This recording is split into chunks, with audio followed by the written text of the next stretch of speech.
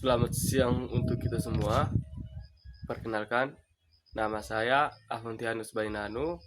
Saya dari Prodi Pendidikan Musik semester 4 STKIP Citra Bakti Ngada. Melalui video ini, saya akan membuat presentasi ringkasan novel Dunia Sophie karya Justin Garder.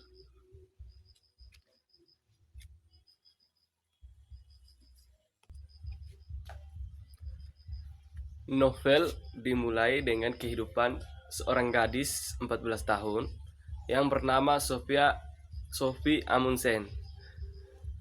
Ia menerima surat misterius yang berisi, "Siapakah kamu dan dari mana dunia berasal?"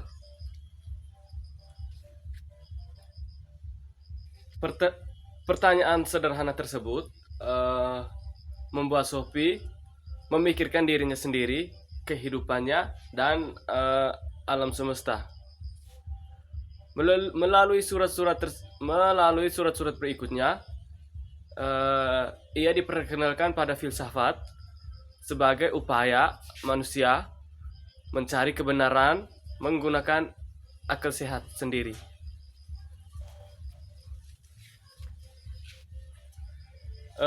Pengirim surat menjelaskan bahwa filsafat berawal dari rasa kagum manusia terhadap dunia.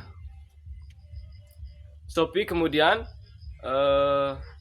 mempelajari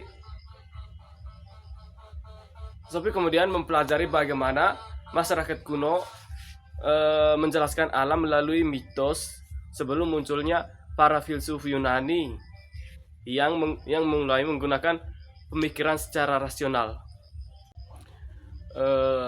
Sophie mulai mengenal pemikiran Thales, Anaximandros, Anaximenes, Heraklitus, Parmenides, Empedokles, Anaxagoras, dan Demokritus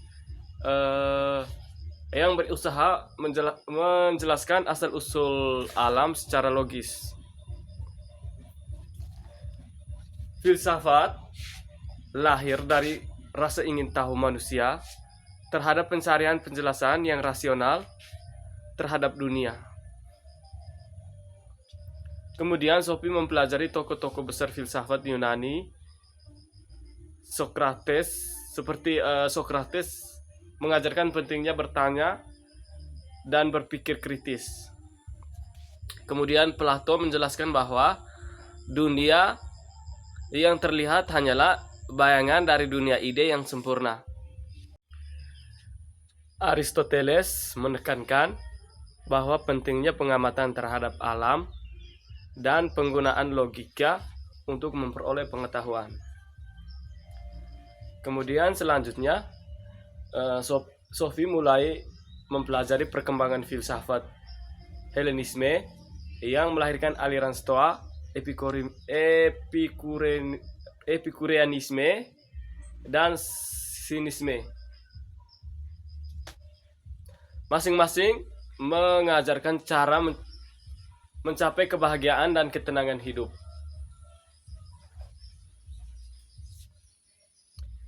Di sela-sela pelajaran filsafat, Sophie mulai menerima kartu pos yang diberikan kepada gadis yang bernama Hilde, sehingga muncul misteri mengenai gadis yang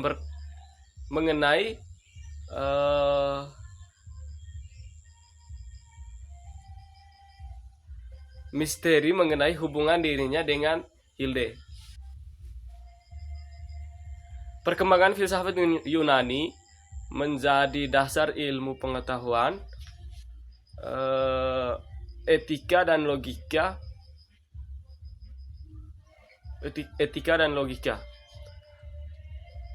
Kemudian Sophie mengajarkan perubahan pemikiran ketika agama Kristen berkembang di dunia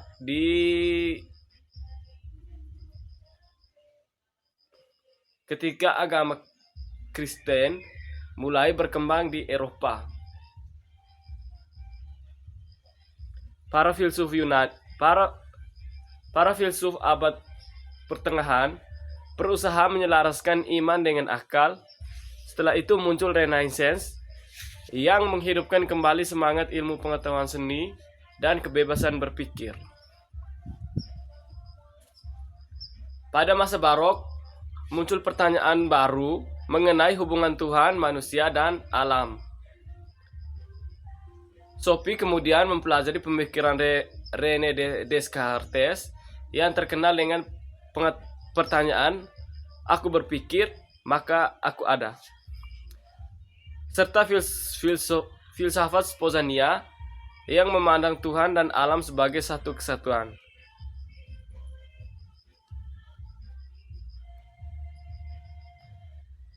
Pemikiran manusia berkembang dari dominasi agama menuju kebangkitan ilmu pengetahuan dan rasionalitas.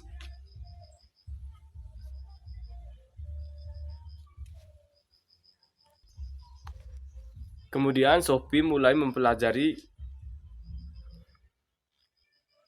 pemikiran John Locke yang menyatakan bahwa manusia lahir tanpa pengetahuan bawaan, melainkan belajar melalui pengalaman.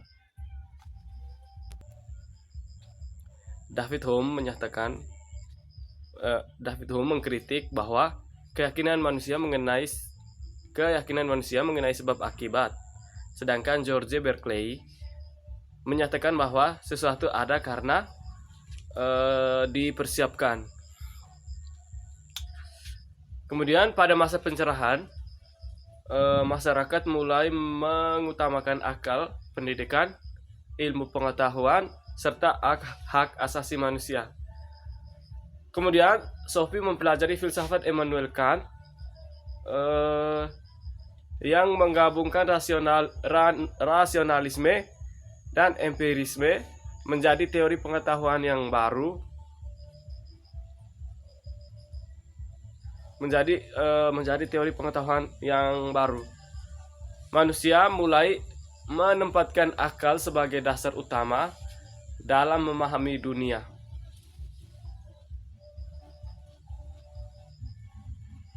Kemudian Sophie mulai mempelajari romantisme yang menekankan perasaan, kreativitas, dan kebebasan individu.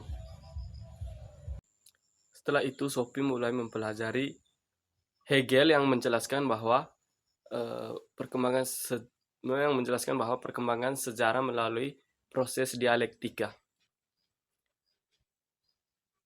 Kierkegaard menekankan pentingnya keputusan pribadi dan tanggung jawab individu. Selanjutnya Sophie mulai mengenal pemikiran Karl Marx tentang masyarakat dan ekonomi, kemudian Charles Darwin mengenai teori evolusi, serta Sigmund Freud yang menjelaskan pengaruh alam bahwa sadar terhadap perilaku manusia. Bagian ini memperlihatkan bahwa filsafat terus berkembang mengikuti perubahan zaman. Filsafat modern berusaha memahami manusia dari berbagai sudut pandang seperti sejarah, ekonomi, biologi, dan psikologi. Menjelang akhir cerita, Sophie dan pengirim surat Albert Knox menyadari bahwa mereka hanyalah tokoh dalam cerita yang ditulis oleh ayah Hilde,